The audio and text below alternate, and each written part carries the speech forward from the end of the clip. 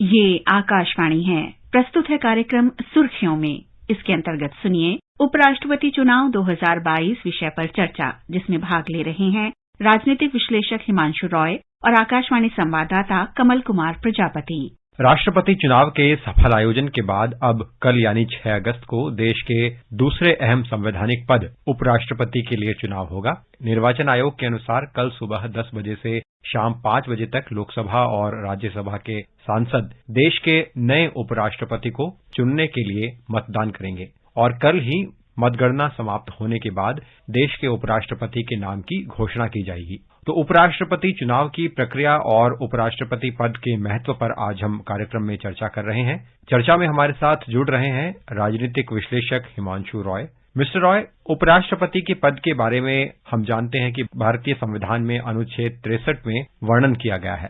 पहले हम आपसे यही समझना चाहेंगे कि भारत के लोकतंत्र में उपराष्ट्रपति की क्या-क्या अहम भूमिकाएं रहती हैं। दो महत्वपूर्ण भूमिका है। एक तो जब राज्यसभा का सेशन चल रहा होता है तो वो चेयर करते हैं, और दूसरा जो होता है जब राष्ट्रपति नहीं होते हैं तो उनके एब्सेंस में as the head of the republic, यानी कि राष्ट्र का जो मुखिया होता है सत्ता का, उनके बिहाफ पे, उनके नहीं रहने पे वो देखते। नहीं रहने का मतलब है कि आकस्मिक डेथ हो गया या किसी वजह से उन्हें सत्याच्युत कर दिया गया, हटा दिया गया महाभियोग लगाकर। उस केस में जब तक कि नया राष्ट्रपति नहीं आ जाता है तब तक वो राष्ट्र का और सरकार का मुखिया के तौर पे, सरकार का मतलब है कि हेड ऑफ द स्टेट, और हेड ऑफ द स्टेट जो है वो मंत्रिमंडल, जो प्रधानमंत्री जिसको हेड करते हैं, उनके कहने पे वो सिग्नेचर्स करते हैं या जो भी ऑर्डर्स पास करना होता है, विधेयक, कानून, जो सारी प्रक्रिया होती है एक देश को, सरकार को चलाने के लिए,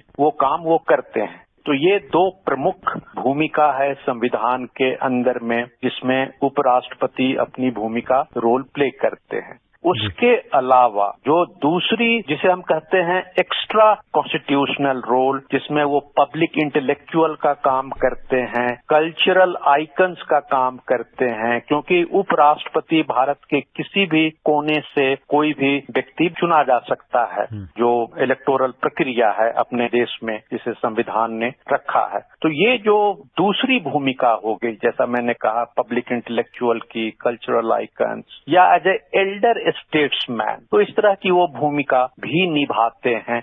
और जो डेली प्रैक्टिस का होता है उसमें हम देखते हैं कि ये भूमिका उनकी ज्यादा बड़ी होती है। जब राज्यसभा का सेशंस चल रहा होता है तो उसमें उनकी वो भूमिका होती है जिसकी चर्चा मैंने की। और रेयर केस में ऐसा होता है कि किसी वजह से राष्ट्रपति गुजर गए, जैसे फखरुद्दीन अली अहमद साहब टेन्योर में ही अपने गुजर गए थे, तो उतने दिनों के लिए उपराष्ट्रपति वो काम जो होता है राजसत्ता का वो देखते हैं। भारत में उपराष्ट्रपति का चुनाव राष्ट्रपति चुनाव से प्रक्रिया के मामले में किस तरह से अलग होता है, और इस चुनाव की जो पूरी प्रक्रिया है उसके बारे में हम विस्तार से आपसे समझना चाहेंगे। राष्ट्रपति के चुनाव में लोकसभा, राज्यसभा के अलावा लेजिस्लेटिव असेंबली यानी विधानसभा और लेजिस्लेटिव काउंसिल, इस टोटल सदस्य होते हैं, जो इलेक्टोरल कॉलेज जिसे हम कहते हैं लीगल भाषा में, वो कंस्टिट्यूट होता है। उपराष्ट्रपति की प्रक्रिया में केवल लोकसभा और राज्यसभा के ही सदस्य होते हैं। लोकसभा के और राज्यसभा के जो नॉमिनेटेड मेंबर्स हैं और जो इलेक्टेड मेंबर होते हैं, यही दो होते हैं।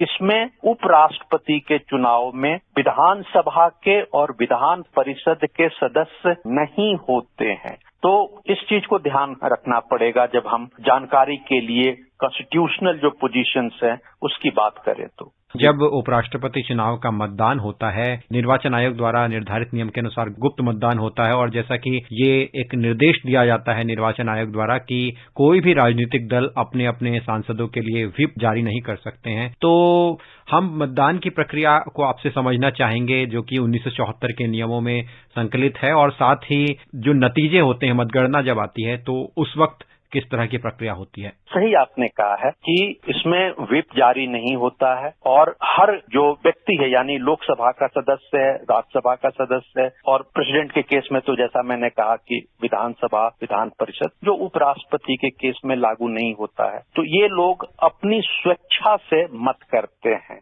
और करीब करीब अगर हॉस्पिटलाइज नहीं है तो 99-100% के आसपास वोटिंग होती है। और उसका नतीजा बहुत दफे ये होता है कि जब व्हिप आप जारी नहीं करते हो तो उस केस में व्हिप जारी करने के भी केस में हमने देखा है, और कोई नई चीज नहीं है, पहले भी होता रहा है, जब लोग पार्टी लाइन को ट्रांसेंड करके एज पर देयर चॉइस वो वोट करते हैं, चाहे वो कॉन्सेंस का वोट हो, आत्मा की आवाज के ऊपर में जो चर्चा होती है, जो अपने अपने दल अपने अपने तरीके से मोबिलाइज करने की कोशिश करते हैं। और इसीलिए ऐसा बहुत दफे लगता है कि इस पार्टी को इतना वोट मिलना चाहिए, जो कैलकुलेशंस होते हैं, और बहुत दफे देखते हैं कि उससे ज्यादा वोट मिल जाते हैं। तो इसका मतलब है कि पार्टी लाइन को ट्रांसेंड करके लोग वोट करते हैं। तो ये एक प्रक्रिया है, बहुत ज्यादा इसमें कॉम्प्लेक्सिटी नहीं है। राष्ट्रपति के चुनाव में ज्यादा कॉम्प्लेक्सिटीज होती हैं, क्योंकि वहां पे जो ट्रांसफरेबल वोट होता है, प्रोपोर्शनल रिप्रेजेंटेशंस की जो हम बात करते हैं, वो दोनों केस में होता है। बट उनका जो कॉन्स्टिट्यूएंसी है राष्ट्रपति का, मैं बार बार जिक्र इसलिए कर रहा हूं ताकि ये दोनों का डिफरेंस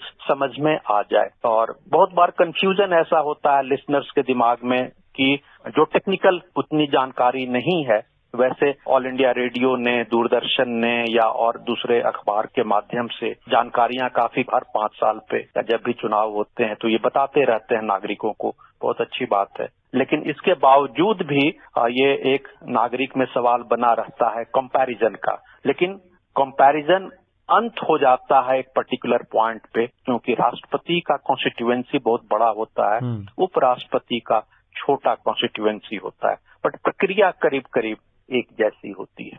उपराष्ट्रपति चुनाव के लिए उम्मीदवारों के नाम घोषित हैं और भाजपा और राष्ट्रीय जनतांत्रिक गठबंधन की ओर से पश्चिम बंगाल के राज्यपाल जगदीप धनखड़ हैं और विपक्ष के उम्मीदवार के तौर पर कांग्रेस नेता मार्गरेट अल्वा का नाम है। तो मिस्टर रॉय, आखिर में उपराष्ट्रपति चुनाव 2022 के सिनेरियो घटनाक्रम पर आपकी टिप्पणी क्या है? जहां तक मैं समझ पाता हूं कि जो रूलिंग पार्टी है या रूलिंग अलायंस है, नेशनल डेमोक्रेटिक अलायंस, इनके जो प्रतिनिधि हैं उनके जीतने के ज्यादा संभावना है, क्योंकि रूलिंग पार्टी के साथ और खासकर केंद्र में जो रूलिंग पार्टी है, एब्सोल्यूट मेजॉरिटी में तो बीजेपी है, लेकिन और लोगों को साथ में जोड़ के चलते हैं। और उसके अलावा जो राज्यों के अंदर पार्टियां सब जो केंद्र के साथ समर्थन देते हैं, उनके जो राज्यसभा के जो सदस्य हैं उन पार्टियों के, तो उनके साथ एक समर्थन की संभावना काफी कुछ बढ़ जाती है, क्योंकि रूलिंग पार्टी है, रूलिंग अलायंस है।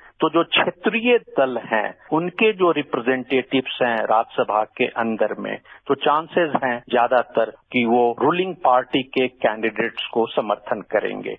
उसके लिए ऑफ कोर्स जो पॉलिटिकल पार्टीज के लीडर्स हैं वो आपस में बात करते हैं, फिर उस केस में प्राइम मिनिस्टर बात करते हैं चीफ मिनिस्टर से, या सीनियर आदमी है तो रूलिंग पार्टी के जो लीडर्स हैं उनसे बात करते हैं।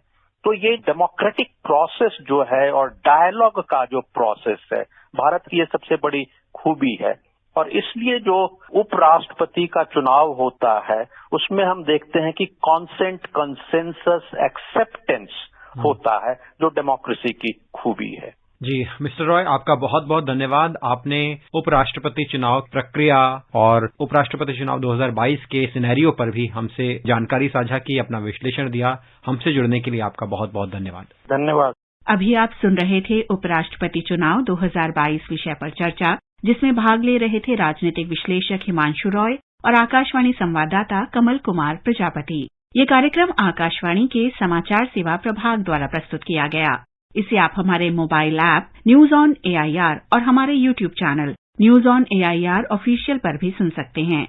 इस कार्यक्रम के संबंध में अपनी प्रतिक्रिया आप हमें ईमेल कर सकते हैं।